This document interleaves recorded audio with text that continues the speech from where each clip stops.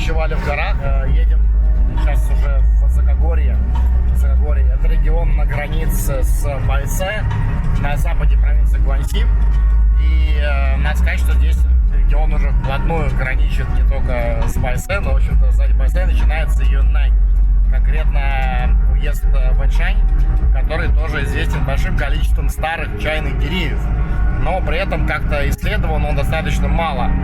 И даже китайцы многие, которые занимаются чаем, в Вэньшань, как правило, не ездят, просто потому что находится очень сильно в стороне от всех уездов основных чайных, то есть там даже Мэнхай, и даже еще тем более от Линцана, так вообще совсем далеко. Вот. И даже от Буэра находится, в общем-то, не близко. Вот. Поэтому в основном он, так, скажем так, не фигурирует в сводках основных чайных регионов, хотя чай там тоже производят. И я даже, в общем-то, общался дистанционно, пока там сам не был, дистанционно с некоторыми производителями. Там мне дал их контакты друзья из Мудзяна, и поэтому общались. Вот. И в этот раз мы решили сначала съездить не только, собственно, в Юннань, но и посетить Байсе. Тем более, что чай из Байсе у нас уже был, очень хороший шупер, многие, может быть, его помнят. Мы тогда закупили сырье Байсе и ферментировали мы его в Дали. Вот. Это был такой экспериментальный тоже продукт, очень достойный. Я думаю, что чуть позже, может, у нас он снова появится, он еще есть. Поэтому, собственно, мы решили немножечко разнообразить географию, как всегда, расширить, найти какие-то новые регионы, поездить по этому вот району запада Гуанси и, получается, самой восточной части провинции Юннань. Сегодня у нас начинается путешествие с сада древних чайных деревьев. Нам до него еще ехать 40 минут. Вот. Мы вчера ночевали уже на подъездах. Вот. Весь день ехали почти. Тут местами дороги не очень, как я уже говорил. Поэтому, да, не так быстро получается, как бы нам хотелось. Но ничего страшного, чего у нас только не бывало. Так что, да, сейчас посмотрим, как выглядит древний чайный сад. Пока я вижу только сады эвкалипта, тут бесконечные абсолютно плантации эвкалипта, на которые выращиваются для фанеры. Вот. И еще там всякие другие культуры сельскохозяйственные, не чайные совсем. Добрались до деревни, по которой была информация, что именно там чайный сад, но оказалось, что чайный сад еще дальше. Проезжали бесконечные плантации сахарного тростника, эвкалипта. Вот. И сейчас тут бетонка, которая еще там несколько километров в горы, очень круто поднимается. Уже попадались первые чайные садики, причем, судя по всему, какого-то дэйджуна, такого крупнолистного чая. Не знаю, какой конкретно, может быть манхайский, может еще какой-то, может какой-то местный. Вот. Но сейчас надеюсь добраться таки до чайного завода и там на месте уже посмотреть. Вот и первые сборщики чая. Говорят, что уже делают несколько партий, сделали чая. Сейчас вот у них второй или третий сбор. Делают здесь красный чай. Сорт, говорят, не знаю, типа сорт для красного чая. Скорее всего, просто не знаю этого ботанического названия. Но внешне очень интересно выглядит. Лист тоже. Пусть некоторые листья похожи даже на фошоу. У него вот такой вот один попался широкий. Очень необычный. Тоже похоже, это какой-то культивар местный, либо какой-то купажированный со старых деревьев местных, разведенный. То есть дальше сейчас посмотрим, спросим у кого-нибудь, кто лучше в этом разбирается. Ну, так или иначе, уже первый чай, заканчивается плантация эвкалиптов. Иногда они продают так вместе с чаем. Это впервые, кстати, вижу такое. То есть в Юннань, например, там эвкалипт не выращивают, не распространено там это, а здесь это прям повсеместно. Поэтому необычно, в каждом месте есть свои особенности. Да, сейчас еще проедем дальше, доберемся до тех самых старых деревьев. Надеюсь, удастся попробовать местный чаек.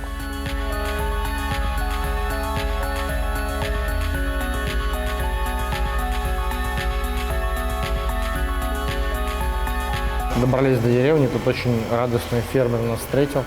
Уточнили у фермера, как называется. Он говорит, здесь, говорит, называют все типа местный сорт куляо-ча, сорт дерева самого куста. И делают из него в основном красный чай. Вот сейчас мы будем пробовать. По аромату очень необычный. Ну и сам вкус тоже. Обязательная процедура, надо сфоткаться с иностранными гостями. Это мы поддерживаем такие процедуры. Мы сами их всех снимаем, поэтому...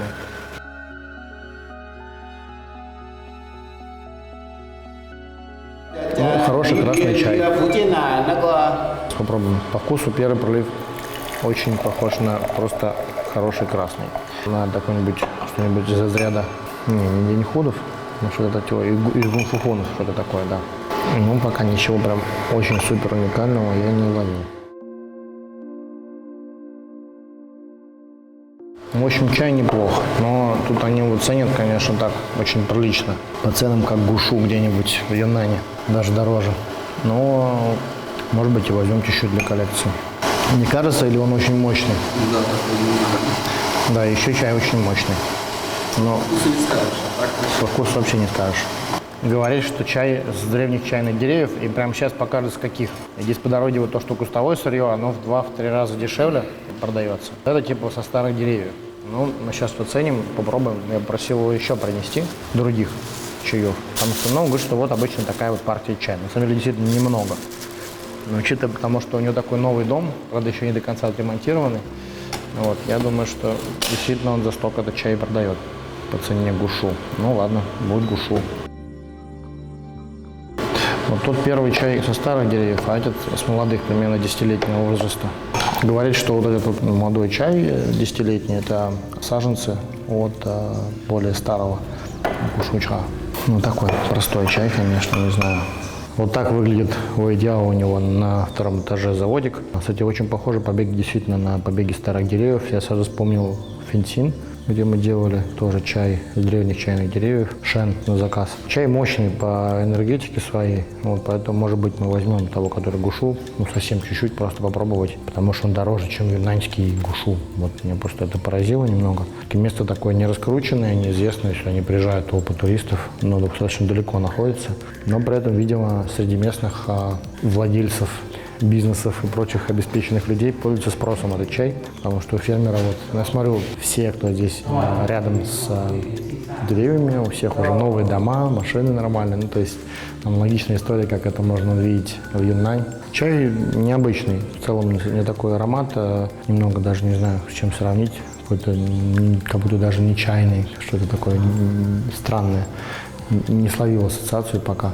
Интересно то, что он отличается, и то, что в целом он немножко похож на юнаньские, немножко на такие гунфухуны, как я уже сказал. И ну, будет у нас еще один такой редкий, необычный чай. Вот, посмотрим, что из него получится.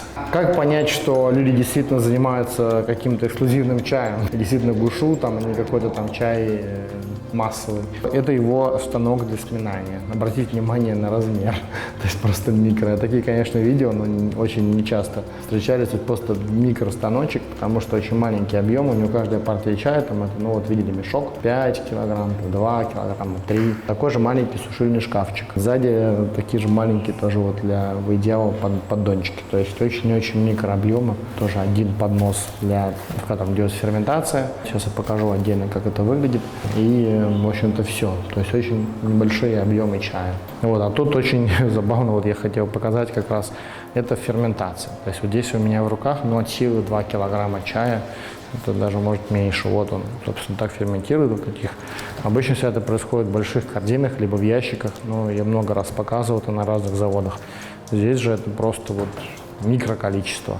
Интересно то, что чай на самом деле, да, вот мне подает, это говорит, вот готовый продукт, это он отсеял, я так понимаю, всякую такую мелкую фракцию, не продает. То есть вот видно, средняя мелкая фракция, совсем мелкая, это не идет в продажу, он продает только крупнолист, потому что чай ценный, не дешевый, старается хорошо подойти к качеству, так сказать. Но еще из таких вот, скажем, его плюсов, естественно, тут все органичное, потому что чай из деревьев. Кустовое сырье мы тоже попробовали, но, если честно, оно совсем не интересное. Вот, и все-таки с чая из деревьев есть хоть какая-то фишка в том, что чай, во-первых, из такого места, во-вторых, необычный сорт, который есть только тут, и есть своя специфика. Поэтому сейчас прогуляемся по чайному саду и, наверное, возьмем чуть-чуть совсем такого чая, просто для ассортимента, для тех, кто хочет удивиться. Выполнили обязательный ритуал фотографии у старого чайного дерева. Вот это на самом деле чайный сад, который находится прямо вот на заднем дворе его дома. Это не самые старые чайные деревья, но видно, что основания они все вот такие, достаточно высокие. Собирают они чай, лазят по лестницам, где видно уже палки такие типично юнаньские. Но, кстати, отличаются от юнаньских. Юнаньские все очень часто колосятся, такие вот ветки внизу, потому что по ним лазят с самого, можно сказать, рождения. Они тут случайно остались, когда вырубали лес там, да, для посадок всех этих эвкалиптов и прочего. Видимо, до сюда не добрались в свое время, поэтому тут остались такие деревца. Но садик такой достаточно большой, то есть тут несколько домов в этой деревне, и у всех на заднем дворе вот такие вот здоровые деревья. Ну, даже не знаю, сколько метров, но метров, наверное, 5 точно в высоту. Некоторые вот тут одно из деревьев прям вот такое здоровое. Сейчас еще дальше прогуляемся. Он говорит, есть вообще там, которому больше 1000 лет. И все эти деревья называются куляуча. Сейчас мы сидим, вернее, у двух из самых крупных деревьев на заднем дворике, которые посадки. Ну, как посадки. Видимо, да, все-таки их когда-то посадили, хотя они так хаотично растут. Может быть, и дикие, не знаю. Но так или иначе, по крайней мере, говорят гучашу, древние чайные деревья. По юнаньским многим классификациям такое бы называлось лаучашу. Расходится. Где-то гу, где-то лао. Так или иначе, вот этим уже больше сотни лет всем. Кому-то, может, даже и по 200, 250. То есть деревья достаточно старые. Вот очень красивые эти побеги такие у них тут, немножечко отдающие пурпурным цветом, который в целом характерен для многих видов диких деревьев. Кстати, я спрашивал, вы мешаете, не мешаете сырье, когда собираете? Он говорит, ну, в основном стараемся, то есть вот, разделять на два типа. То есть часто в Юнане бывает там шинтай-ча, это значит просто молодые кусты, экологически чистые, неудобряемые. Сяо-шучха, там джун-шучха, да-шучха, гу-шучха, да, то есть там малые кусты, средние, большие, 4 древние. Вот здесь же два вида, то есть вот просто вот со старых деревьев и с молодых посадок. Больше они никак не разделяют. Но я, в принципе, поверил в легенду, потому что действительно видно, что очень мало делают чая. Потом, надо сказать, что здесь в радиусе, наверное, ну не знаю, чтобы не соврать, но больше, наверное, 100 километров точно практически никакого такого чая особого-то и нет. Единственное, с чем они могут его мешать, часто что бывает в Юнане, когда там какое-нибудь место раскручивается, потом начинают под именем этого места продавать что-то еще. А тут просто такого нету по той причине, что тут нету других каких-то чайных регионов. Тут немножко изолировано это место, оно находится в центре, в сердце как раз такого аграрного района, такой небольшой вот горный участок, в котором, собственно, выращивают чай. А вокруг везде там сахарный тростник, эвкалипты и так далее. Это тоже довольно-таки необычно. То есть долго сюда ехали. Сейчас еще прогуляемся дальше.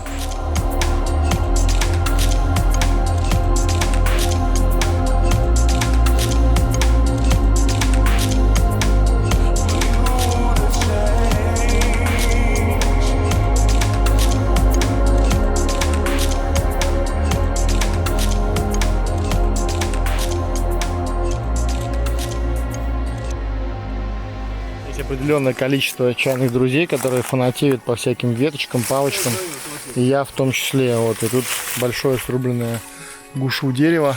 Вот мы сейчас возьмем с собой, может быть, веточек. А вот, кстати, сам его ствол. Срубили, потому что не растет. Это жестоко, ну ладно.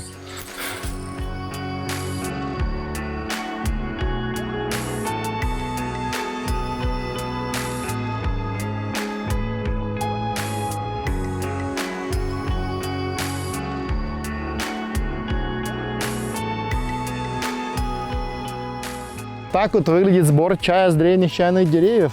Представляется лесенка, и человек залезает очень высоко, вон туда, прям на самую верхотуру.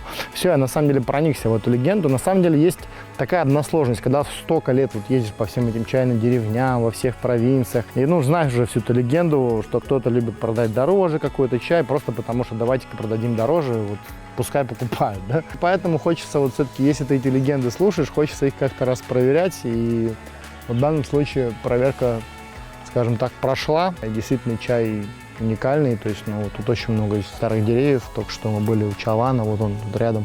Вот такое вот огромное дерево, там больше 1000 лет ему точно, может быть даже вполне, что и 1500 лет. То есть и довольно большой здесь чайный сад, надо сказать, то есть он такой не маленький совсем. И интересно то, что делают они только красный чай. И даже возникла идея, а почему бы не предложить им попробовать сделать из этого шен, что получится. Сорт, почему такие вот кусты тоже по дороге были необычные. Это, собственно, кусты, они тоже это отростки с этих самых деревьев. Сорт необычный, поэтому я думаю, если сделать из него не только красное, а что-то еще, будет тоже весьма необычно. Вот такая трудоемкая работа, микро количество. Будет у нас еще один редкий сорт чая.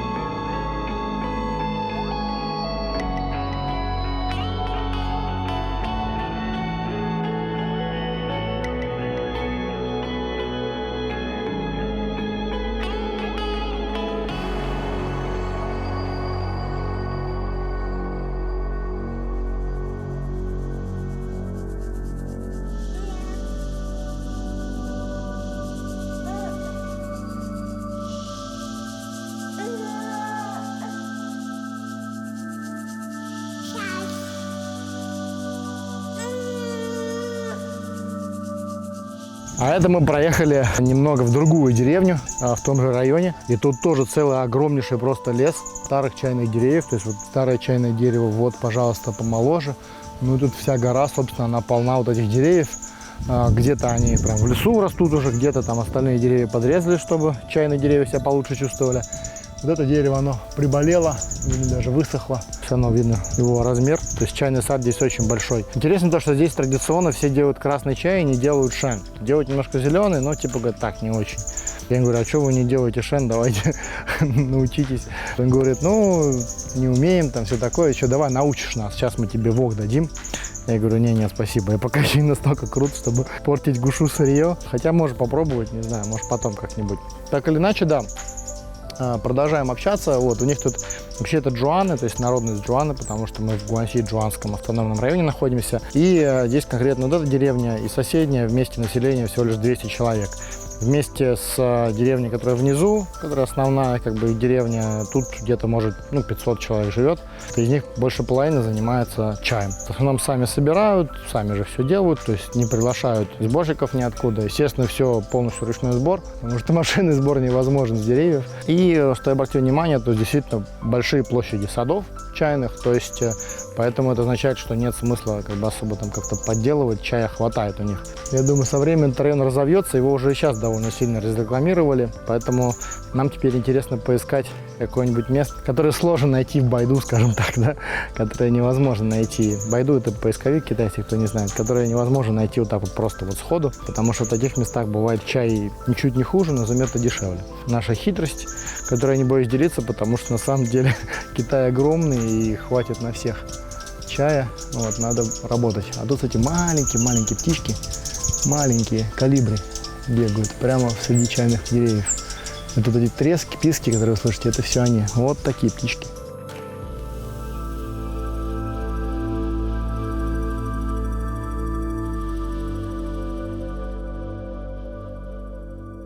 Очень интересное отличие вообще местных чайных деревьев от большинства, наверное, подавляющего большинства юнанских чайных садов, особенно таких более культурных и которые имеют долгую историю, то что здесь очень высокие деревья. То есть видно, что много лет, во-первых, на них особо не обращали внимания, скажем так, чудом уцелели, видимо, за счет просто дикости района, и поэтому можно увидеть то, что вот конкретно вот ствол там, то есть там он только на высоте 3, может быть 4 метров, иногда даже 4, да, начинаются ветви, по которым можно уже куда-то там забраться и что-то собрать. Они говорят, что очень сложно забираться поэтому на дерево. Видно, такие палки самодельные прикручивают какими-то лианами, да, и чтобы по ним можно было забраться и собирать. Ну, то есть это такой уникальный в своем роде сад. Во-первых, действительно огромное количество деревьев. Я смотрю, там вот номера на них стоят, там 118 и так далее. Это, видимо, просто количественный пересчет. Причем они считают вот такие маленькие, на них, вот как вот это дерево, вот это, на них нету номеров. А вот на деревьях начинают вот такого примерно размера, то есть там явно больше 150-200 лет, и им как бы уже присуждают номера. Я думаю, чуть позже будет, как в Юнане, вот эти Биенхау, Баохупай, так и называемая, охраняемая табличка. Здесь, кстати, видел я такие же тоже Баохупай обычных деревьев на больших. И в Юнане тоже сейчас это распространено. К сожалению, конечно, слишком поздно они спохватились, но хоть какую-то часть леса и деревьев именно чайных спасут.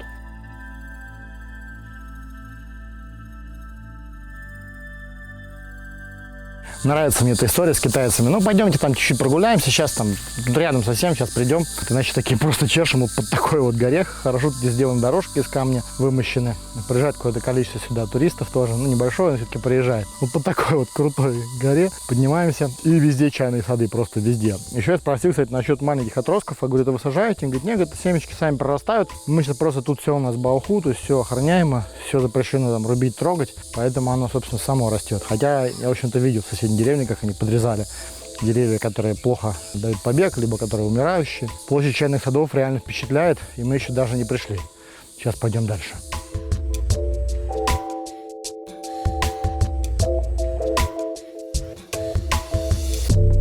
Гуляем по бесконечным чайным садам, и на самом деле вот именно к этому лесу подходит название чайный лес, потому что тут действительно чайный лес, большее количество деревьев чайные. К сожалению, остальные деревья здесь вырубают, потому что в угоду, как говорится, сбору чая это приходится делать. Вот как раз видно, как тоже женщина народности Джоан, то есть она собирает чай при помощи такой бамбуковой лестницы. Такая рискованная, опасная работа. Он говорит, что тут бывают несчастные случаи, это, особенно если на самую верхотуру забираешься, то это довольно-таки непросто собирать чай, особенно когда такие деревья, где не за что зацепиться. Ну так или иначе, вот ее урожай за день, этот мешок, если я его покажу, вот он. Это свежий лист. Вот за день примерно такое количество листа она собирает одна. Из этого получается, не знаю, может килограмма 2 чая готового максимум. А обычно где-то около килограмма. То есть целый день работы. Такой достаточно тяжелый.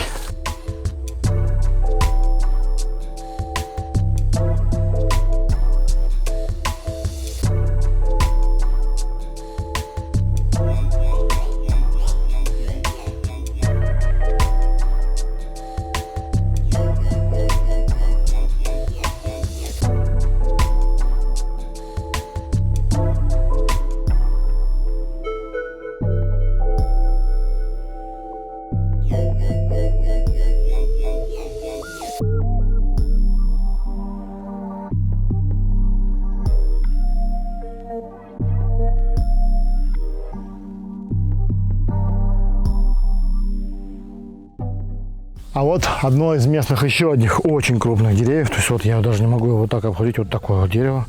Примерно 1000 лет такому дереву, как говорят. Ну, в принципе, можно поверить, потому что в Юнане вот подобные, да, примерно такого возраста имеют. Но, как я уже говорил, особенность этих деревьев, они все очень такие вот прямоствольные, высокие. Очень интересно было поподробнее узнать историю зарождения этого сада. Конечно, понятно, что большинство этих деревьев дикорастущие, но видно, некоторые бывают такие линии, что когда-то давно, возможно, что-то здесь и сажали. Так или иначе, чай, да, весьма достойный. Сейчас видно, тут очень много сборщиц. Мы сами попали в сезон как раз здесь. Вот они по таким вот высоченным деревьям тоже лазят, так же, как и по маленьким. То есть тут надо приноровиться еще, использовать. Тоже подставляют лесенки и так далее. Очень, кстати, вкусные почки. Я люблю кушать дикорастущие почки. Побег сладенький.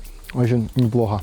Ну, кстати, самая граница чайного леса. Вот дальше начинаются уже непролазные джунгли. Но, говорят, там тоже есть деревья, просто они еще не расчистили, потому что население деревни не очень справляется с количеством сырья. Как он говорит, не успевают собирать некоторые, особенно деревья, которые там уже глубоко в лесу. У меня есть одна замечательная традиция, я люблю лазить по деревьям. Поэтому я решил тоже, скажется, приобщиться к местной чайной культуре непосредственно. Прям вот так вот. Приобщиться как-нибудь вот так. Он говорит, осторожно, говорит, чувак, не приобщись слишком сильно. Я говорю, нормально все.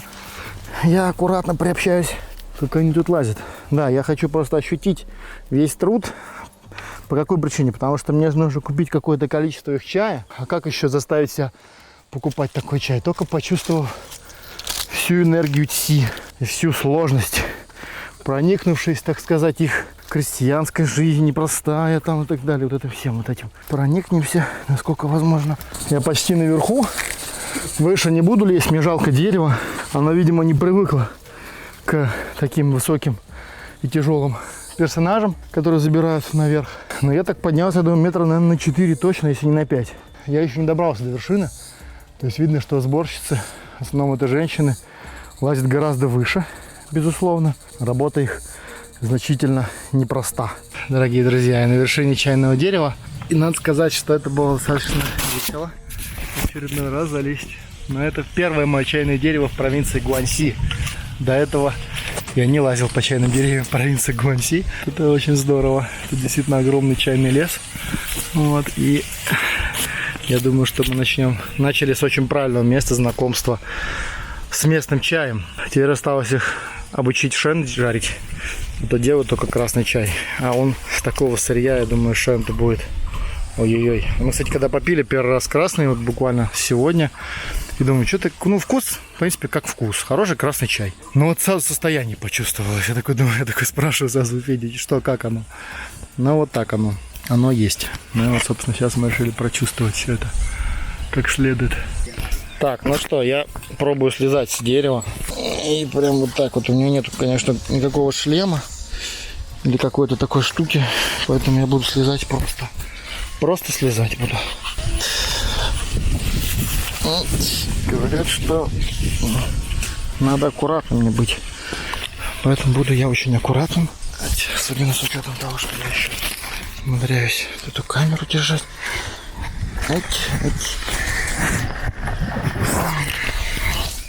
Вот. А тут можно увидеть, как на самом деле сильно чайное дерево.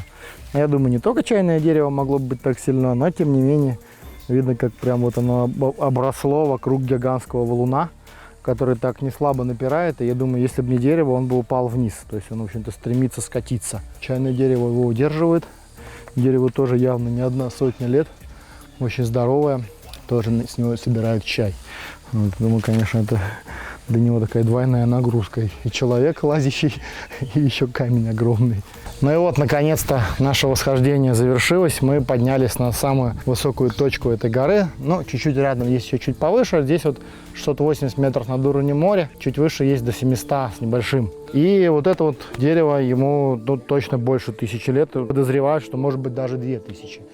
Потому что, ну, во-первых, у него вот видно, что 4 таких ствола мощных, 5-й маленький стволик молодой. И все это в таких вот камнях растет, то есть местами таких не очень проходимых. Видно, что тут прорубали когда-то джунгли, лианы и все прочее, потому чтобы можно было собирать. И я уточнил, что я говорю, ну какая история-то этого всего дела? То есть когда тут начали чай собирать? Он говорит, да я, говорит, не знаю. Тут вообще сколько вот мы живем, столько и собирали этот чай. Дед мой собирал, прадед мой собирал. И вот это старые такие деревья, которые с Джоанна собирали чай еще с незапамятных времен. И, говорит, конечно, говорит, это нет, говорит, это, говорит, тут люди ничего не сажали, потому что, во-первых, они, если бы сажали, то расчищали бы как-то, это более делали культурно, а во-вторых, как бы тут некоторые деревья явно появились раньше, чем люди в этом регионе.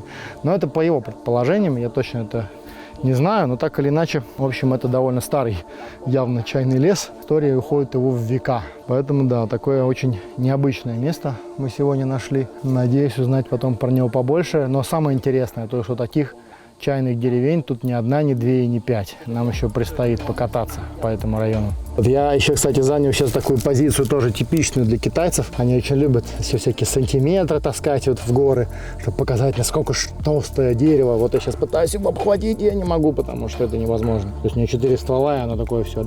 Но дерево просто гигантское. То есть я его не могу обхватить, мне не хватает обхвата. И оно действительно огромное. Мне даже вот не хватает вот так вот обхватить хотя бы один из стволов, даже вот самый маленький. Дерево гигантское. Приятно приобщиться к, скажем так, легенде.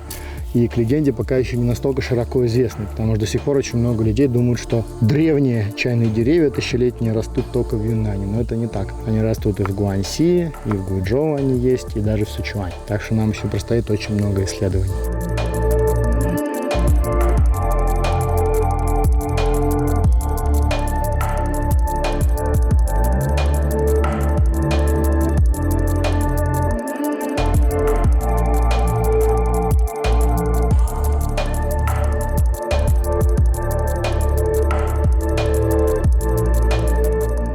Вообще местный чай куляучха, или вот черный чай, местный красный чай, его хотят сделать достаточно мощным таким брендом. Его же, в общем-то, и сейчас, можно сказать, сделали, построили вот такой вот информационный центр. Здоровый, пока абсолютно пустой. Какие-то дорожки проложили, типа экологический паркинг, там что-то еще. И потом, я так понял, подзабросили. Может быть, еще через какое-то время продолжат и снова это разовьют, но видно, что как минимум года 2-3 это все уже стоит в таком вот полузаброшенном виде. Инвесторы, которые в это все вложились, не хватило у них либо денег, либо еще чего. Но так или иначе, в общем, мы это видим в таком вот виде, когда сейчас мы тут все сделаем, пока не сделали. Но, может быть, скоро сделают.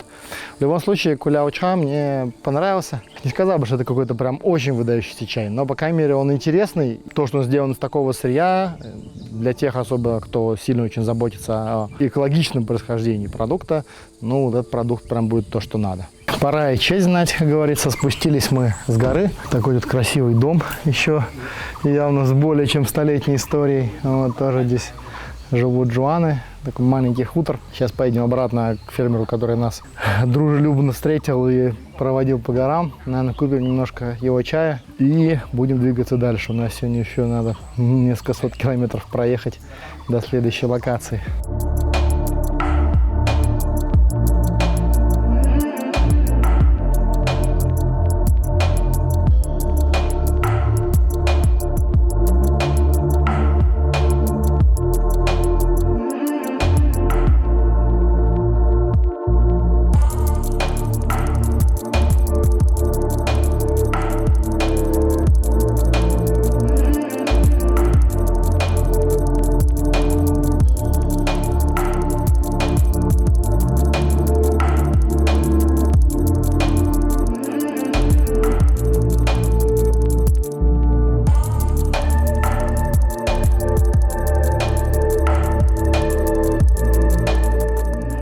Вернулись мы в дом к фермеру и решили снова опробовать еще раз тот самый гушу-ча. Чай со старых деревьев. Как выяснилось, что теперь это действительно супер старых деревьев. Отсюда и чати у него состоянческое такое. Оценим его еще раз. Посмотрим, воздействует ли на нас окружающая атмосфера. В любом случае, я думаю, стоит его взять просто за сам факт такой интересной легенды происхождения. И причем в данном случае легенда это не легенда, а это самое что ни на есть быль. Пока съем дикорастущий бананчик. Это тоже очень важная часть. Дикорастущий банан это тоже очень важная часть ритуала. Потому что пока не съел банан, не понял суть гушу. Ну вот, наконец кипела вода. Прогреем посудку и на свежую голову попробуем еще раз этот чай. Да, видимо, им надо еще немножко технологию подучить. Но в целом чай, аромат необычный. Появится у нас очень небольшое количество этого чая. А там посмотрим. Гуляуча. На этом, я думаю, мы распрощаемся с деревней. А у нас еще впереди много дел. Всем приятных чаепитий. До новых встреч.